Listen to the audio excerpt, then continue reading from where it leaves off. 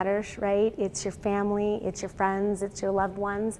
And if you can keep that in sight and in focus, like that's what was important to me. And you know, I think that's why I posted that, because I'm just so proud of where it all turned out. So thank you for having me tonight. I really appreciate that. If anybody has any questions, I'm happy to answer them. If you want to shout out, or if you want to tell me a little bit about yourselves, I'd love to listen, whatever. Yeah. You talked about these, the obstacles that you faced, and then you said, so I decided to do something else. Well, there's more to that decision than just moving on. But between the I faced an obstacle and I moved on, there's a lot of soul searching that you had to do to figure out what the right path and the right career. How did you go about making that decision? How did you face obstacles? Sure. I think that, again, that it depends on the obstacle that you're facing and what that adversity is.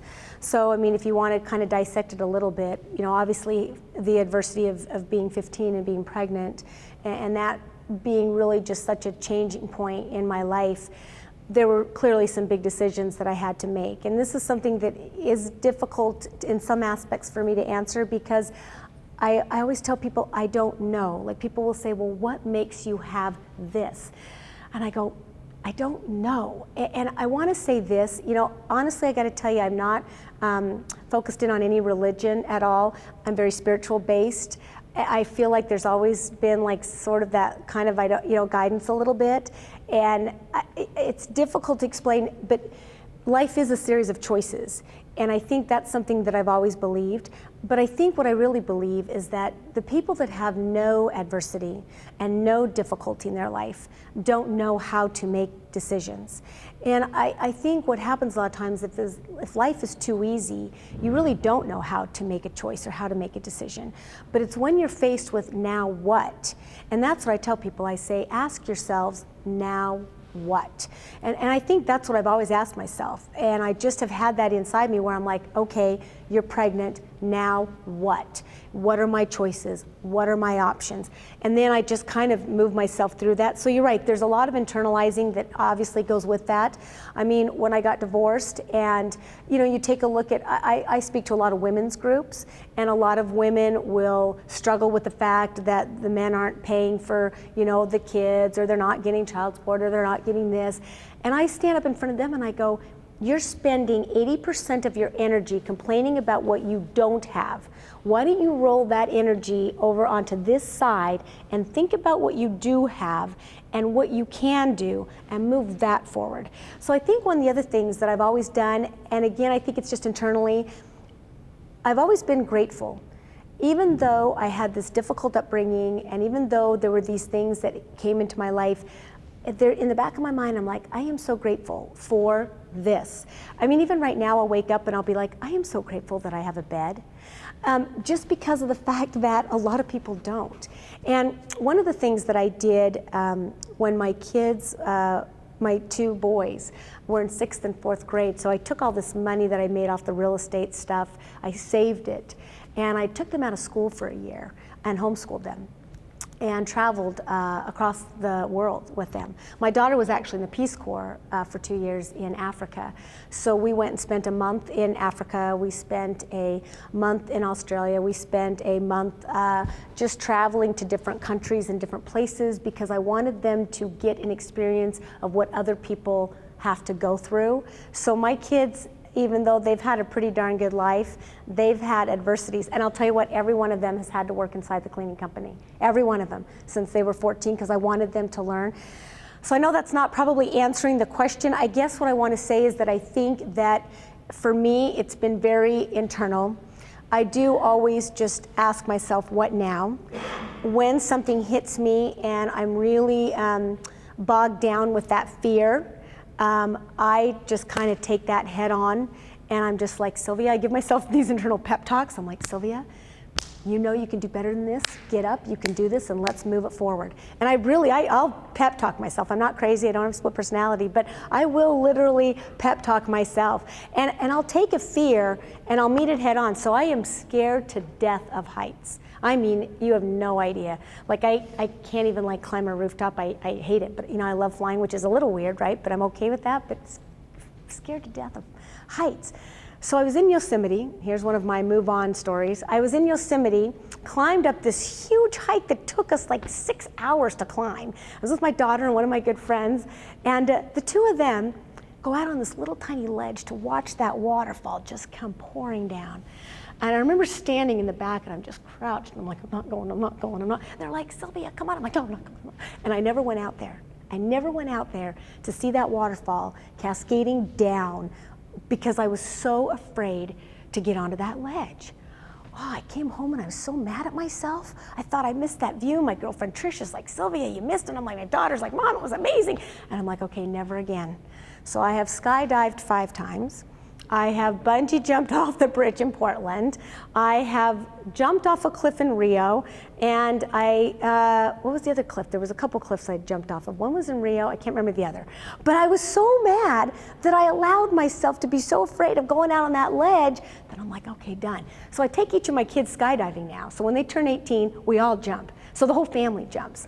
So everybody jumps. So anytime I've got a fear, I just am like, all right, that's it. I'm moving it forward. And I think that's the thing, you know, when you're faced with that, you just have to decide. And you know, it's funny because my kids are, you know, sometimes I'd like to just, you know, back of my hand, but I never do. But they say to me, Mom, we're just not as tough as you. You're just tough. And I'm just like, oh my gosh. I'm like, what are you talking about? You know, everybody's as tough as they want to be, right? I'm like, you don't think I don't want to lay in bed and not get up on days and not do anything? I go, I don't have that option. And so, you know, it's just never been an option for me. Does that answer that at all? Yeah, I think so. The context of this is that all the ladies and gentlemen in the program here are facing or have faced obstacles. Right. And how do you move beyond that? Determine, you know, the career path they're going to go forward. Some of them have already decided where they're going to be in a few years. Some of them are still trying to make that decision. I'm trying to get into what it is that helps you make that decision to where you're going. So the biggest thing, and that's what I'm saying, is write it down. Write down whatever it is that you think you want. Even if it's not the path that you're on right now, write it down. I mean, and then write down what comes beneath that. It's not like my dream was to become a cleaning lady. That was certainly never one of my goals, and never a clean. You know, I never said at the age of, 20, gosh darn it, I can't wait to clean people's toilets. This will be so much fun. It just really wasn't part of what I had thought I would be doing. And so I think the best advice that I can give is, you know what, if it's something that you're not, and this is what I tell people too, whatever it is that you are doing, give it all that you do have, right? I mean, cleaning toilets wasn't my passion. It really wasn't, and I didn't really anticipate being there for 17 years, which is where I am right now. But I gave it 100%. You know, every day when I went to work and every night when I was out cleaning, I gave it 100%. But my goal list certainly didn't match where my career path was at that point. My goal list was over here. And in fact, I really wanted to get back into air traffic. I wanted to get back into ATC. I wanted to get back. And every time I tried, the doors were closed. I was too old at the time. I couldn't get back in. I even flew to Amsterdam because they had an opening there and I could speak German. I was hoping to get in. I would move never worked. So the whole time you're doing this, right, keep those goals in mind, but whatever it is that you are doing, give it 100%. You know, whether you're at school or you're staying home or you're working or you're moving into something else, give it 100% and write those goals down. I think that's my best advice for that. And then allow yourself, allow yourselves, be kind. That's what I'm trying to say. Be kind to yourselves. That if that changes, don't be so difficult or hard on yourself or see yourself as a failure. Just say, all right, this path didn't work. I'm going to move myself into this direction. Yeah. Yeah. I wonder if you'd speak to the importance of networking. You've obviously got a wonderful personality, you relate to people beautifully. Oh, thanks. But I don't imagine you win all of your bids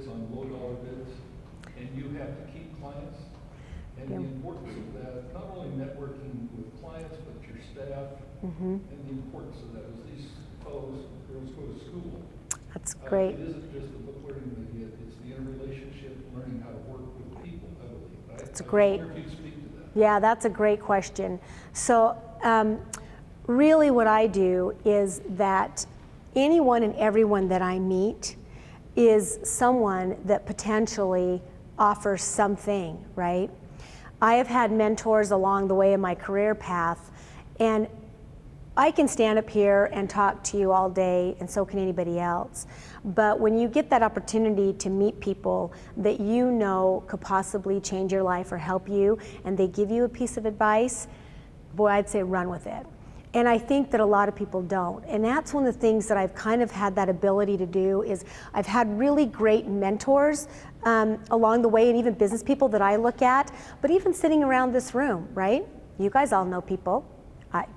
I'm assuming you know, those of you, I mean, if you're working, you've got a job, you're in a building, you know someone, you know this, you're gonna be like, hey, oh my gosh, I heard Sylvia and blah, blah, blah, and she's so great. And, you know, and really when I become a professional speaker, you guys will all be like my credentials, and you'll be like, oh my gosh, we heard Sylvia and she was so great, and, you know, we wanna give her a recommend. So everyone that you come in contact with in some way is someone that becomes a connection, and that really is important. And I heard you say you've got LinkedIn coming to speak to the group, and I'll tell you what, that's just a great tool that really gets people out there. But I do belong to many boards, many organizations. I volunteer my time and my service. One of the reasons our clients keep us is because of the fact that we do deliver that service that is out there. And I'm also very well known in the community. I network all day long. In fact, really this is more of what I do now. Before it was all work. I mean, I was work, work, work. Now I really get to do what I love. So it's about those goals again, right? Like, if you haven't noticed, I love talking. It's just so fun. And I really like meeting people. I enjoy listening as well. I love hearing people's stories. People will call me and just say, Sylvia, do you mind if we go have coffee? And can I tell you about this? And what's really great is that I've met so many great people that have been so good to me that it's my way of giving back. And I think that's really important. So all of us also know people that have done great things for us. So when somebody else steps in or comes up to me or asks me for something, I am very generous with my time. In fact, there was one of my office gals, she was on the phone talking to someone that had called in on solicitation, and she was really quite rude to them. And I overheard the phone conversation. I went out and I said, you know, I said, this is what I do all day. All day long I solicit for business. All day long I meet with people and I network and I talk. And I really appreciate how kind they are to me.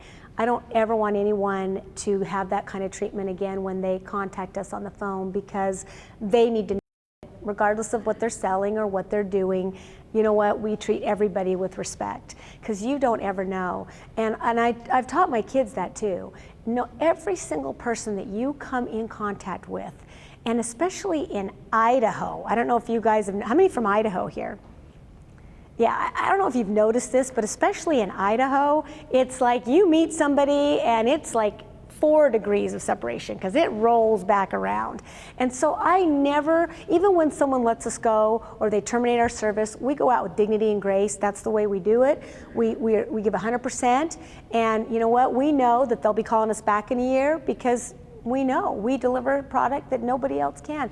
But I'll tell you what, networking, talking to people, getting to know them, if you've got someone saying, hey, I'm willing to help you out, and I don't even want to say it's taking advantage of, but it is. Take advantage of it all day long. You know, and all I can do is offer advice. It's up to you whether you take it or not. You know, you can walk out of here and be like, oh, well, that was not really that great. But you can go back and you can say, God, I'm going to write down my goals. And I'm going to write them out tonight. And I'm going to set those up. And this is what I want to do and where I want to be. But I can't force that on you guys. That's up to you to take that on. But it is. It's boy, part of business. Part of interviewing, part of getting a job. I mean, people that come into my door all day long, and when they sit down with me and they want an interview, you know, I'm impressed, really, every single one of you that I shook hands with tonight and I introduced myself. You guys all looked me right in the eye. Wasn't really fond of the fact that you called me ma'am. All right, trying to get over that. I'm really not that old. You're all like, nice to meet you, ma'am. And I can't even tell you how important that is, just that eye contact and that shaking that hand and looking someone in the eye and just standing up and being proud of who you are, so important. And people read you by your body language, right? It's like if you're standing straight and you're shaking that hand and you're like, so nice to meet you. And I look for that when people come into my office and they're interviewing for a cleaning job, right? And I'm still looking for that. If they come in and they're slouching and they're like, yeah, I just was out here looking for a job, I'm like, next, because that's not who we want on our team. We want people that are just really hard workers, that are gung-ho, and that's something I look for, and it's really important, you know, when you go and meet people. But you guys were great, yeah.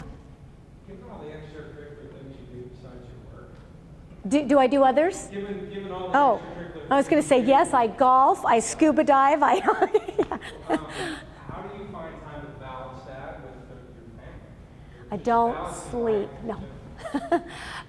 Yeah, you know what?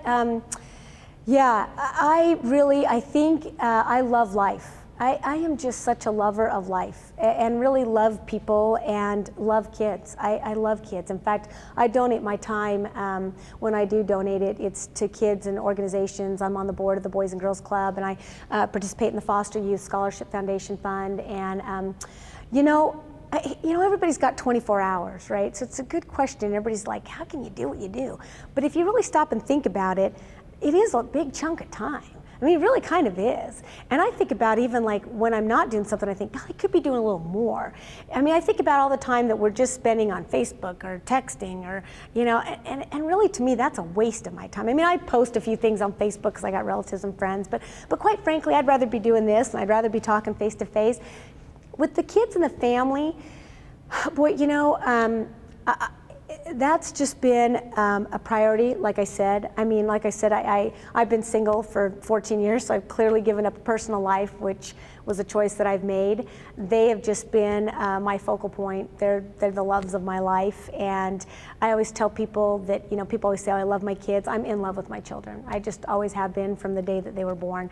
And I think my daughter really gave me that purpose and that drive to succeed. And I really was just kind of an ornery little stinker where when someone tells me I can't, I'm like, oh, you just watch. And it really was just boiled up inside me. Not so much now where, you know, I'm like, all right, whatever. But back then it really was. And I fill my days and I fill my moments. And I don't need a lot of sleep. And I promise I'm not on any drugs. I'm completely drug-free. I only drink decaf coffee because I can't do caffeine. And you know, I eat right. I'm very healthy, and I just tell people I really have a